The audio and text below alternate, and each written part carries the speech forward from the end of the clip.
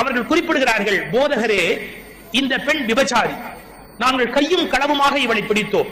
மோயிசின் சட்டப்படி இவள் கல்லெறிந்து கொல்லத்தக்கவள். போதகரே, தாங்கள் தீர்ப்பிடும், நீங்க தீர்ப்பு சொல்லுங்க அப்படின்னு கேட்கிறாங்க.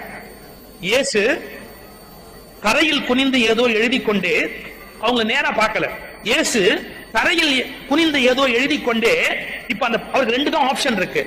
இவளை கல்லெறிந்து கொல்லுங்கள்னு சொன்னா தான் போதித்த கருணையை விடணும். ஏன்னா அவர் எல்லாரையும் மன்னிங்க மன்னிங்க மன்னிங்கிறாரு. அந்த கருணையை விட்டாதான் இவளை கல்லெறிஞ்சு கொல்லுங்கன்னு சொல்லலாம். கல்லெறிஞ்சு கொல்லாதீங்கன்னு சொன்னா இயேசு மேல ஒரு கேஸ் போடலாம். என்ன போடலாம்? மோயிசோட சட்டத்தை இவர் மீறாரு.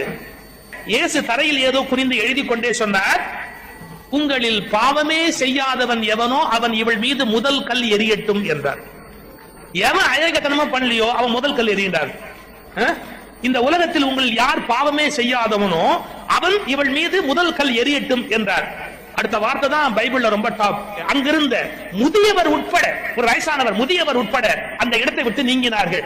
எனக்கு இந்த இடம் வரைக்கும் கூட பெருசா தெரியல. அந்த பெண் அழுது கொண்டே சொன்னாள், போதகரே, நான் உண்மையில் பாவி, போதகரே, நான் உண்மையில் பாவி, நீர் தீர்ப்பிடும் என்றாள். நான் எனக்கு என்ன தண்டனையோ அதை நீங்க சொல்லுங்க அப்படின்னு. அப்போ இயேசு ஒரு வார்த்தை சொன்னார், என்ன? எப்போது நீ பாவத்தை உணர்ந்து கொண்டாயோ அப்போதே நீ மன்னிக்கப்பட்டவள்.